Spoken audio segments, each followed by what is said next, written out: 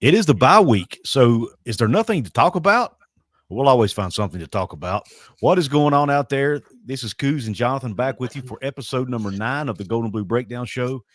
And yes, it's the bye week, so we don't have a game preview to do, but we are going to recap the Kansas game in which West Virginia won 32-28.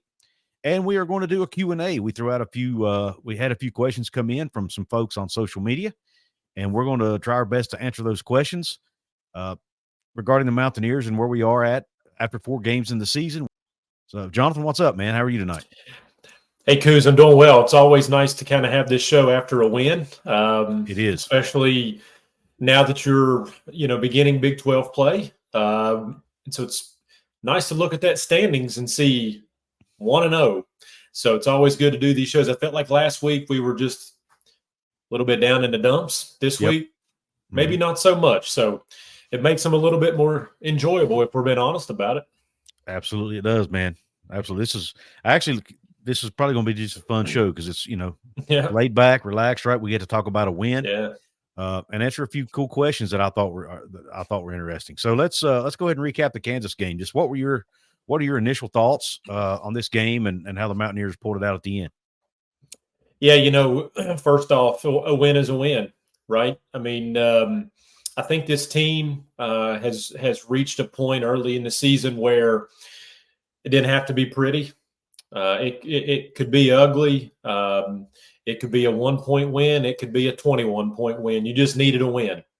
And so it was good. It was good to get. I felt like it was a good bounce back. We had talked about the state of where the team was. And if there was ever an opportunity for a bounce back game, you felt like Kansas kind of gave that to you. Mm-hmm. They had their own struggles as well going into the game. And so just good to get a win. It was nice to see the opposite of where you were against Pitt, right? I mean, you had a game where you had a 98% chance of winning and you lost it. Yep. And even Neal Brown kind of in his press conference this week said he's learned over the years that these things have a way of working themselves out. And one week it flips on you, the next week you flip on the other side of it. And so I think ESPN had them at about an 80-some% chance to lose the game at one point. Mm-hmm. I think if we're being honest, we probably felt the same way. Sure. So I guess it was just good to get a win. It was good to see that last 5 minutes, 8 minutes, whatever it was there, offensively and defensively. So I think heading into the bye week, it's just a breath of fresh air, Couz. It really is. It's funny how from week to week it's easy to get real down when it's low, but it just feels good to get one. Absolutely, and any conference win's a good win, right? Yeah, sure. When you look at the game, obviously Garrett, he was 15 of 30. The completion percentage doesn't blow you away, but man, at the end of that game, he just gutted it out, man. He used his legs, made some plays with his arms when he needed to. He connected with Hudson Clement 7 times in that game for 150 yards. Almost over half of his completions were to Hudson in that game. That's crazy. But Gallagher had the big catch at the end. So they made plays when they had to make plays, and that's something that you like to see. Like Coach Brown's called it, he called it at winning time. He won, and that's what you want out of your quarterback, right? Yeah, and I think when we look back at that, you always kind of remember the very last thing that happened. Mm-hmm. And it was nice to see that offense click. And there were some things that happened there that we hadn't seen a ton of. For instance, Rodney Gallagher was really involved, and we felt like that was a guy that could just break loose if we could just get the ball in his hands. So it's good to see that. It's good to see Cole Taylor extremely involved, especially that last 2 drives. And then it was nice to see Garrett not be much of a pocket passer as much. His X factor is his mobility, his athleticism, his legs, his creativity. And that I felt like that last couple drives is what we saw last year that made him so successful. So it just went to bed that night feeling pretty good, and I'm sure the team feels good. And I think we have to give it credit. I think we were a little tough on the defense for their efforts this season, and then especially in the Pitt game. I think you got to give them credit, especially the defensive line. There was some pressure. Jalen Daniels didn't have his best performance, but did West Virginia have a little bit to do with that? So I thought all across the board it was just a good team win all across the board. Feel good going into a bye week. Yep. Josiah Trotter earned Freshman of the Week honors from the Sean Alexander and Freshman of the Week. And how good is TJ Jackson? Oh, man. He's leading the nation right now or Power 4 anyway, in QB hurries. It's pretty impressive. Tyron Bradley, another interception. When I say another, I'm going back last year to the bowl game.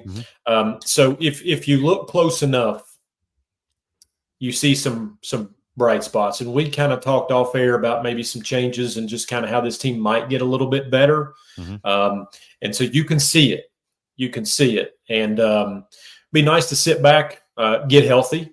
That's a big key, right? I mean, there were some injuries. Let this weekend play out and you're not involved in it. And then you got a huge opportunity next weekend to maybe with the pressure off a little bit, maybe in a game you're not expected to win, and see how the cards fall. So just feels good going into a bye week off of a win. That's for sure. A lot of bright spots. Absolutely. But, and we're realistic here. We don't, we still see a lot of holes. We still see a lot of question marks. So, and we are still concerned about a lot of things, but you know what? I'm at a phase now after the first, 3 weeks, and now coming off this fourth week with a win, I'm in a more positive mindset now. So let's just hope they can keep it up. Yeah, I think we just maybe have to. It's really easy for us but we have to remind ourselves you can never get too high, and you can never get too low. And hey, I'll be honest, I'm preaching to myself here. Same. We live tweet these games. We're watching them. We're emotional. We're invested.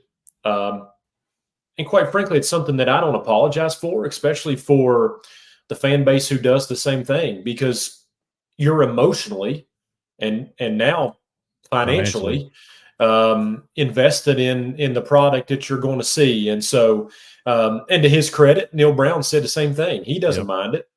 If it's fair, he'd rather be nowhere else. That the investment and the care that the fans show. So it just was it's funny how week to week your emotions, you're just like a roller coaster. Oh, yeah, we're crazy. Sitting here this week. I don't know if we want to say already over the backyard brawl, but emotionally our mindset is completely in a different place. So this feels good. Yep, it does feel good. I actually wish we played this weekend. Yeah. Next, let's move on to, before we move on to talking about, to answer some of these questions that we got, I want to do something I forgot to do early in the show, and that's give a shout out to the channel sponsor here, Katz, Cantor, Stone Street, and Buckner, attorneys at law. If you're looking for a medical malpractice or personal injury attorney in West Virginia or Virginia, that's who you need to go see. So let's give them a shout out.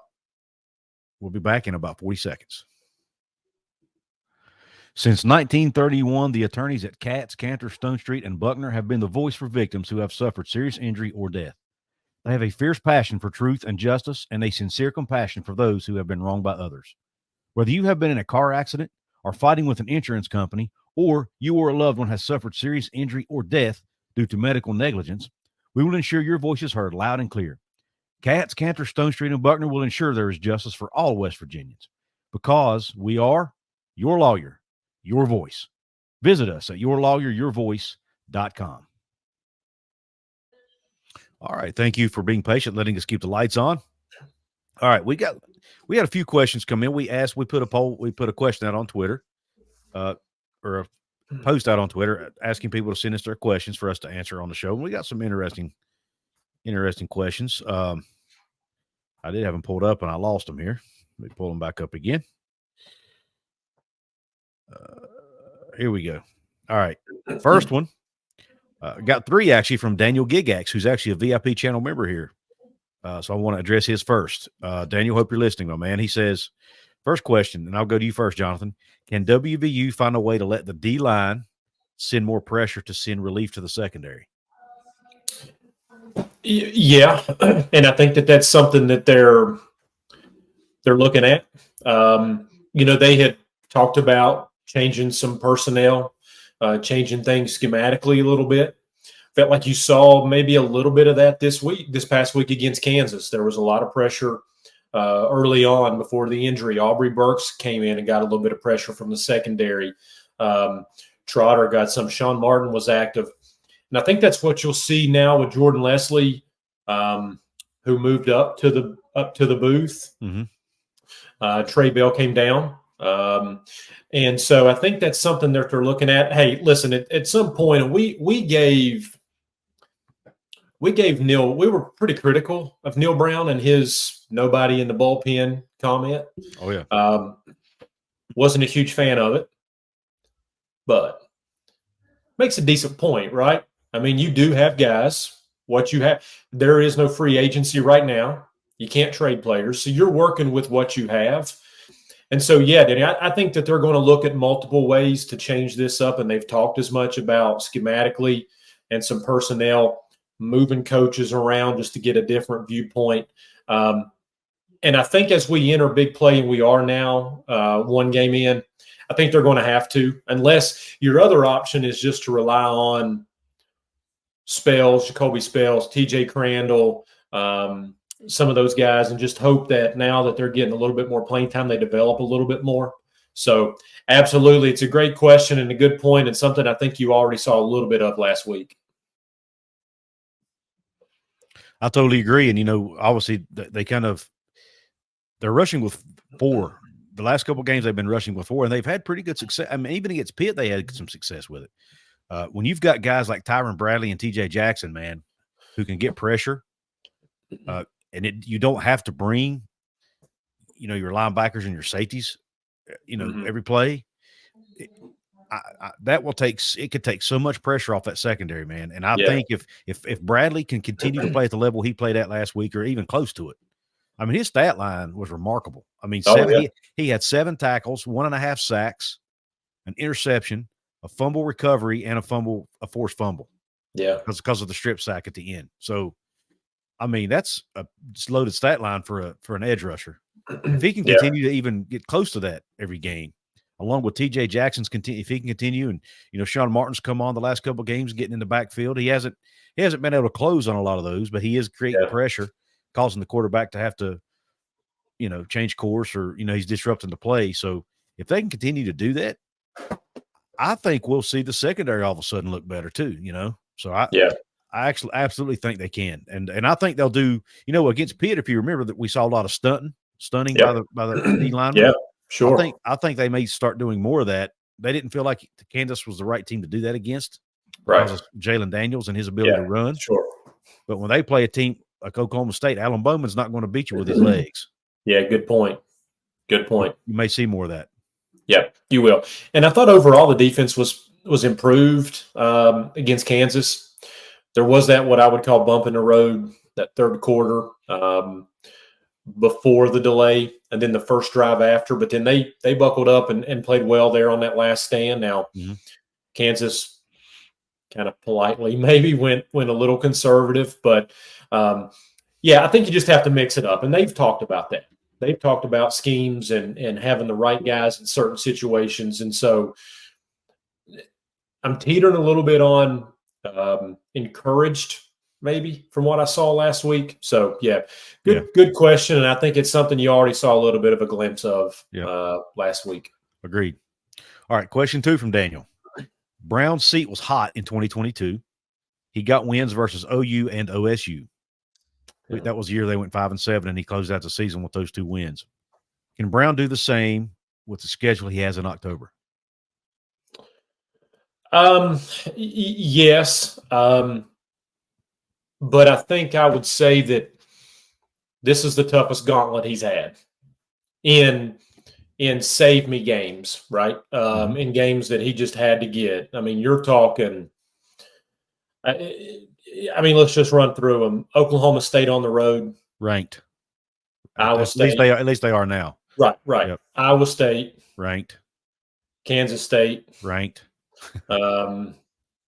on the road at Arizona, not ranked, but has the best receiver in the country, arguably, and just an overall offense. So yeah. Yes. Now, so glass half empty says his back could be against the wall when we play Baylor or Cincinnati in November. The flip side of that is glass half full, that he can make a case for I won 3 out of 4, right? I mean, for whatever it would take. I said last week, you had asked me the question, must win. Was Kansas a must win? And I said that I wasn't a huge fan of the term because I felt like it was overused. But if it ever applied, it was to this team last week, because you do not want to be in that situation going into a bye week. And while I don't believe Neal Brown would have lost his job, I would be more than comfortable to go on record and say that I believe that if West Virginia had a loss against Kansas and there was not significant changes in that defense, someone would have likely lost their job for it. So I thought it was huge on a lot of levels. So this is going to be a tough stretch for Neal. It's tougher than he's had since he's been here for a month straight. But goodness, if he could pull out a couple of those, and again, a couple of them at home. So it'll be huge games to prove a point that this team's back. Absolutely. And I basically did your statement. I agree with you 100%. There's not really much for me to add there. This gauntlet, I'm not going to come out and say he's going to do the same.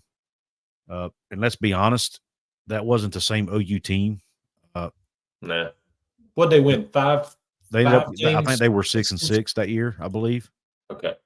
Now the OSU game was they were good that year. They were a 7 or 8 win team, whatever it was. Maybe more.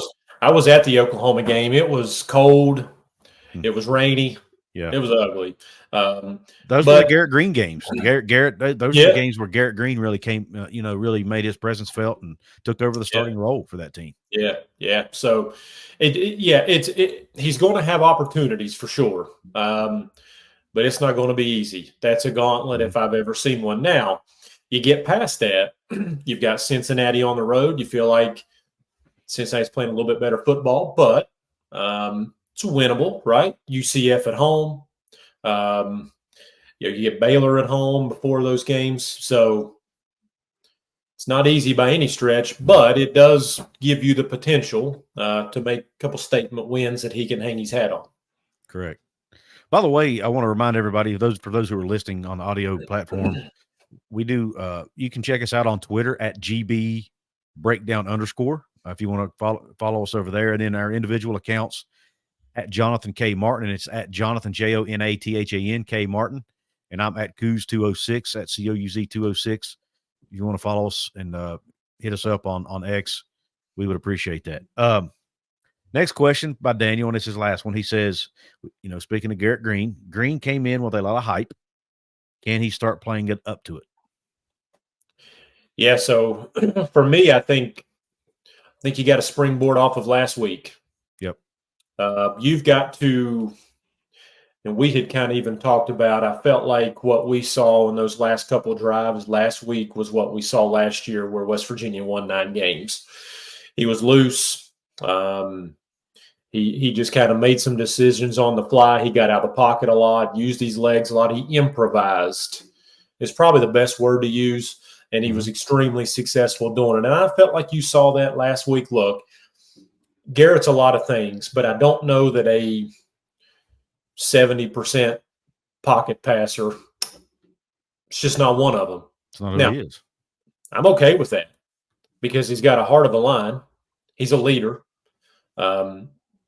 he fits this system if he can get out of that pocket and scramble a little bit, and make some plays with these legs. And but I think you saw a little bit of that last week. Now he's going to be tested coming up. Some pretty tough defenses he's going to face here. But I'll say this: in order for West Virginia to be successful overall this season, but in the next 4 games, we're going to have to see that out of Garrett.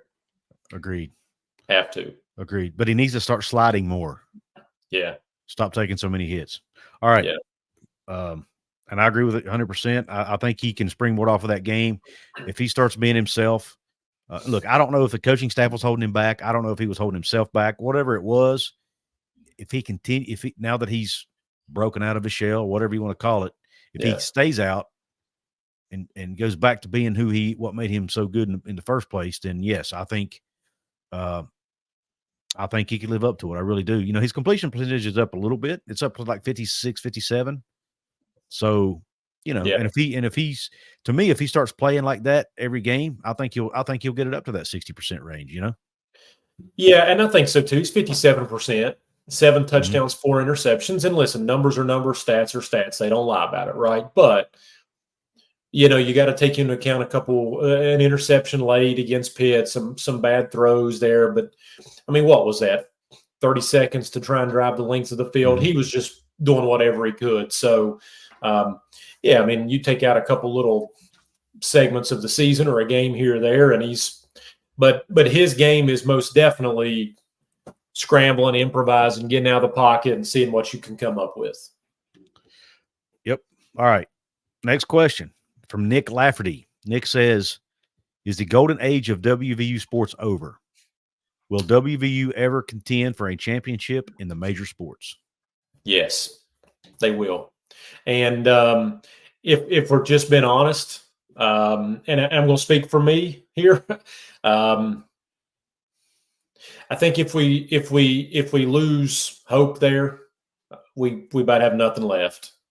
So as frustrated as I get, as critical as I can be sometimes, my lows are low, but my highs are high, man. And I'm going to always hold that hope that we can. It's not easy, especially in today's world of college athletics with NIL, spending money. We're not the richest folks. We don't have the donors with the most money. We can't compete in a lot of aspects. We know that. But I'll never lose hope. And I think if we don't have hope, what do we have? So I think so. And I think that we have shown that we can be competitive. I think that we have shown that we can spend some money. And I think that other places have shown that they can have success, maybe at a smaller level, not Alabama's and Notre Dame's and Texas and stuff. So not an easy path, but I won't lose the hope. So I'll say yes to that question. All right. I'm going to disagree with you a little bit. I do not think West Virginia's never won a national title. Let's talk football first, and then I'm going to go to basketball because my opinions vary a little bit. Okay. Yeah. On those two sports, because I think they're totally different. In football, because it's such a physical sport, I do think star ratings matter. I do think size, speed, it all matters, right? Yeah. The team with the best players 90% of the time are going to win. Yeah. West Virginia will never get the best players, period. They never have. What has always made West Virginia able to compete in the past, in the years where they got close to winning a national title, it was because it were those unique years where they ended up getting a few guys who were that talented. But in today's landscape with NIL and the power conferences, or I don't want to say the power conferences, the two richest power conferences, the Big Ten and the SEC, now getting so much more money than see back then, the conferences were all making somewhat close to the same amount. Yeah. That's changing now. And I think the SEC and Big Ten are going to start getting even more of your 5-star guys, unfortunately, potentially. And I could be totally wrong. So my hope now is just that West Virginia can make it to the playoff a lot, and just compete with those teams and win conference championships. That's my vision. Yeah. I'm not going to put, if they do win a national title, then that's icing on the cake for me. In basketball, though, I do think West Virginia can win a national title because we've seen Texas Tech play for a national title. We've seen Baylor win a national title. We've seen teams like San Diego State play for a national title. I mean, if those teams can play for a national title, then by gosh, there's no reason West Virginia can't. Yeah. And I think because in basketball, man, if you get the right coach and the right scheme or the right X's and O's and just the right chemistry between your guys and a little bit of luck as far as matchups in the tournament, you can win that thing, man. And I do think they have a shot of doing it at some point in the future. So that's I think basketball and football are completely different in that regard. Yeah. And let me add this one more thing I want to add, and I'll let you go. I'll let you talk again. But I also think, and I don't know this to be factual, but from what I've heard, I think West Virginia's in a better spot NIL wise. At least, well, they used to. I know when Hugs was here, they were. I don't know if it's changed, but they were in a better spot NIL wise with basketball than they were with football. Yeah. So I changed now. I don't know. I 100% agree with you that my feelings change basketball to football. 100%. Okay. We've seen enough data or evidence where all it takes is to get in and you get hot.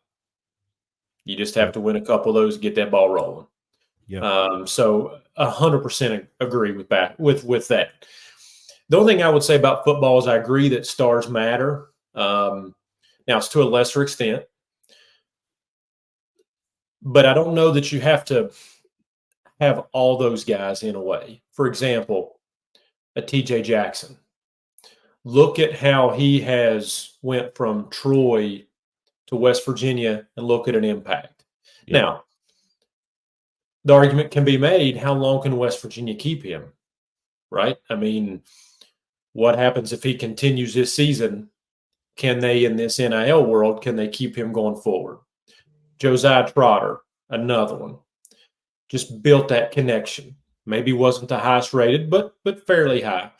So I think there are small evidence there where you can piece it together. Now, you need a lot more of them. Don't get me wrong. That's and me. I understand. I'm just not sure they can accumulate enough of those guys. Yeah, and I wouldn't disagree. At certain positions. I wouldn't disagree. I guess the easiest way for me to say it is my head wants to say it's not going to happen. It just can't work. Mm-hmm. My heart wants to say you just have to piece enough of it together. And in this playoff format, again, you make another good point. Not trying to act like it's easy to win your conference and get in. Mm-hmm. It's not. But I think we even see this year on what we're going to consider a down season for West Virginia thus far.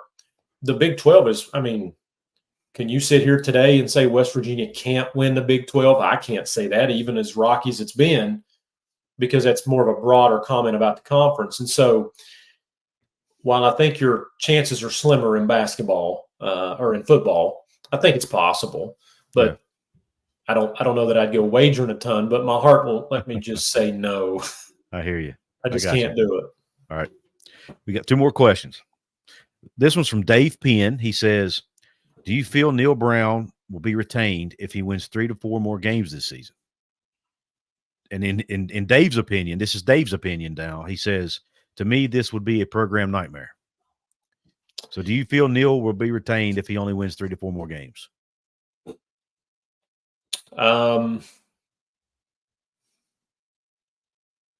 Tricky question. Because I'll say this. I feel like Neal has to win 7 games. Just 6 doesn't cut it. And we're going to start differentiating between 6 and 7 wins. There's a whole nother argument out there that says, what's the difference in 6 and 7? If you can hang your hat on winning 7, then that needs to be gone anyway.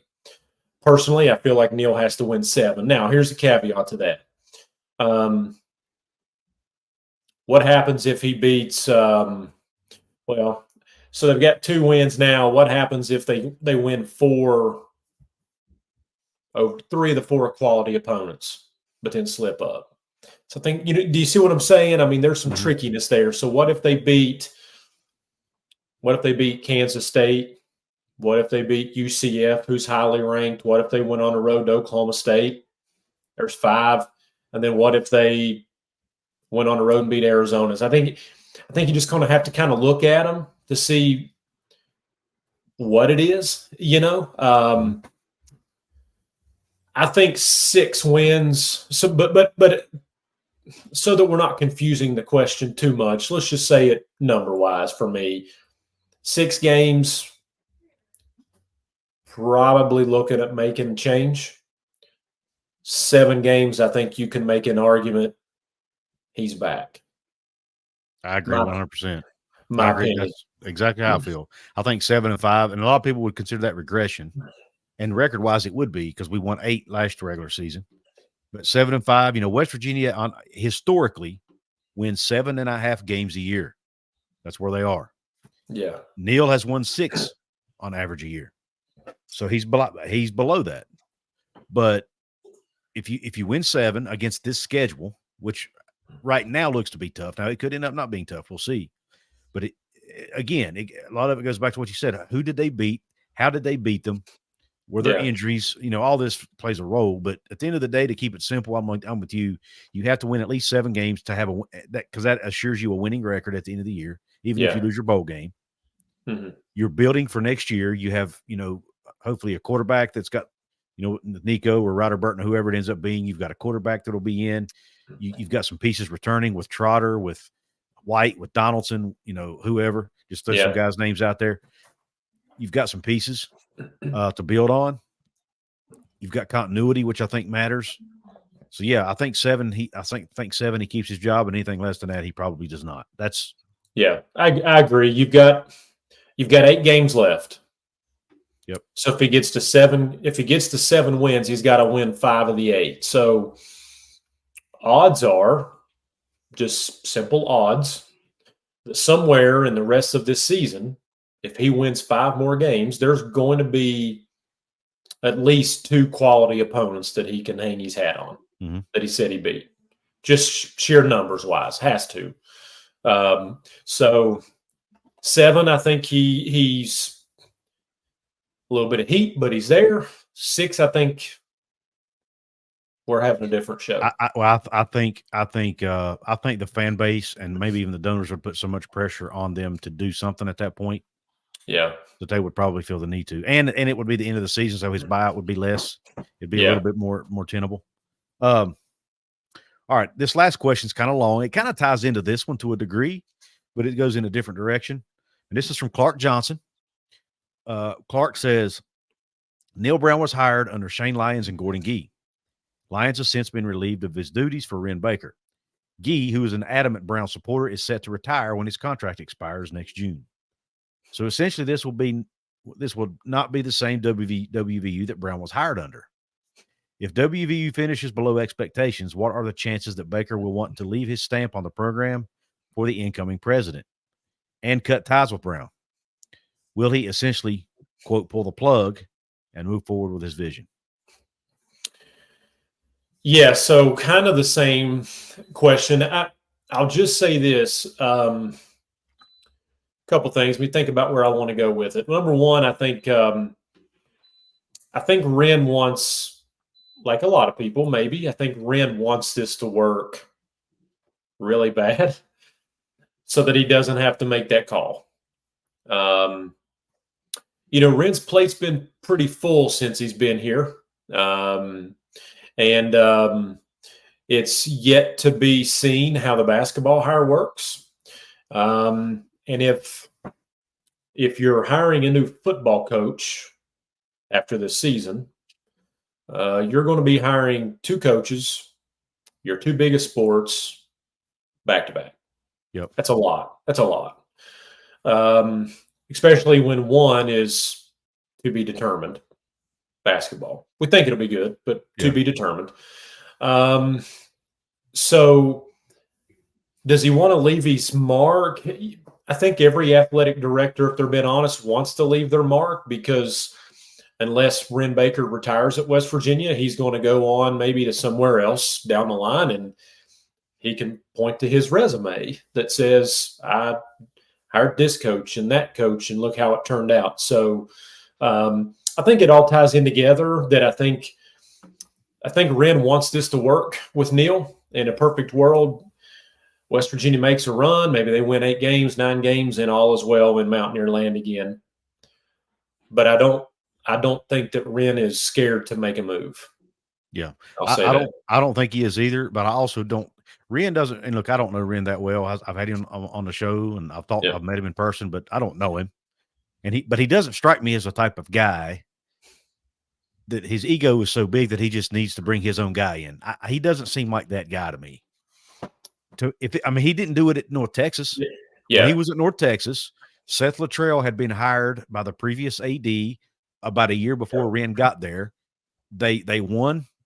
They were winning, or they were doing pretty well. So Wren kept Seth Luttrell on, signed him to an extension, and Wren ended up actually leaving before Seth Luttrell did. So yeah, Wren doesn't have to hire his guy. I don't think that's who he is. He just wants the athletic department he's overseeing to be successful. He wants them to win. Now, if they don't win enough games, back to the previous question, if they don't win enough games, then I think he will make a move. But as long as they're winning games, and whatever I don't know what his expectations are, but I don't think he's going to feel pressure to replace Neal just because Neal's not his guy. Yeah, I don't see that happen. And, Wren had the opportunity, too, in basketball to kind of hire kind of his guy, too. There were a couple names early on that were kind of associated with some of his history. McCollum in one of them, and there were a couple that were just floated and went a different direction of what he felt was best for the program. So completely agree that I don't think Wren wakes up in the morning and says, this just isn't working, I need my guy. He's smart guy. And I think Wren, in a lot of ways, is like the majority of the fan base. They want this to work. I think that's why they're willing to take a coach who could maybe win you 7 games and keep him. They want this to work. It doesn't seem to me to be somebody that has to have his guy, and I think he is content with keeping Neal even after Guy retires, moves on, and but he can't keep him and winning 5 and 6 games. There has to be, and I don't think he's scared to make a change. Yeah. My biggest fear actually is if Wren leaves before Neal does. Yeah. Whoever West Virginia hires, West Virginia will be Wren's boss. And if he doesn't get along with them or doesn't like them, if they don't have the same vision. Now, I would assume when they hired him 2 years ago, he was being interviewed by a guy who was, 77, 78 years old? Yeah. Surely to goodness, he had a feeling that he wasn't going to be there that long, right? I would hope. That maybe he already saw this coming and is okay with. But again, you know how it is. We all have a job. If you don't like your boss, it can make life tough. Yeah. So, and if you two don't see things the same way, and if you don't have the same vision, life can be hard. And and Wren is a very highly respected AD. His name has already been brought up for a couple of other AD jobs already. So, it wouldn't surprise me, and I definitely don't want it to happen, and I'm not predicting it to happen, but I wouldn't be shocked if Wren Baker leaves West Virginia in the next couple of years, just for a better job. People know who Wren Baker is. I promise you that. Absolutely. Especially these SEC schools, and they know. And if you don't think these guys are watching, and we'll learn a little bit more about Wren too. To your point, the basketball team has a successful season this year after what happened last year, and it appears he made the right hire there. And West Virginia goes out and wins 20 games. Whatever games, goes a tournament, and all of a sudden people are going to pay a little bit more attention. I think at the end of the day, the best thing that could happen here for the majority, you're always going to have that select few, but for the majority is Neal Brown wins football games. Yep. Agreed. Best thing that could happen. Totally agree. He needs to make it hard for Random to have to make that decision. Yeah. Yeah. All right. Well, Jonathan, man, it's been fun. This was, a little different than what we normally do, but hey, it's a bye week, right? So we had to talk about something. I appreciate those of you who sent in questions. Next time, if we do this again, maybe we'll ask a little bit further out. Me and Jonathan kind of planned this about 24 hours in advance, something like that. But yeah, we had some great questions. It was enough to fill 40 minutes of a show, so it worked. But we appreciate everybody for asking questions, and we get to kick back and watch some stress-free football this weekend. Watch some really good Big 12 games: UCF, Colorado, Oklahoma State, Kansas State, Texas Tech, Cincinnati. Some really good BYU and Baylor. So, watch some Big 12 football this weekend, and we can do it stress-free, right, Jonathan? Even a good SEC game this weekend too. So if you want Alabama, Georgia, absolutely. So if you want to cross over to another conference, you can watch it. So it goes back to what we said. It's going to be kind of nice if you want to get a good look at Oklahoma State. Your next opponent, you're going to be able to see them play with the big game this weekend. So Kansas State's going to do some things similar to West Virginia with their quarterback. So be a good opportunity if you haven't seen Oklahoma State already. Keep an eye on them. Absolutely. Well, listen, Jonathan, thanks again, man. It's always fun. Thank you all for tuning in. If you listen to this on podcast, please do me a favor, give us a 5-star rating. It really helps out. If you're on YouTube, like, share, comment, subscribe. All that helps. Feel free to drop your answers to some of these questions as well. But we appreciate everybody tuning in. Hope your day is top shelf, and go Mountaineers and Q Country Roads.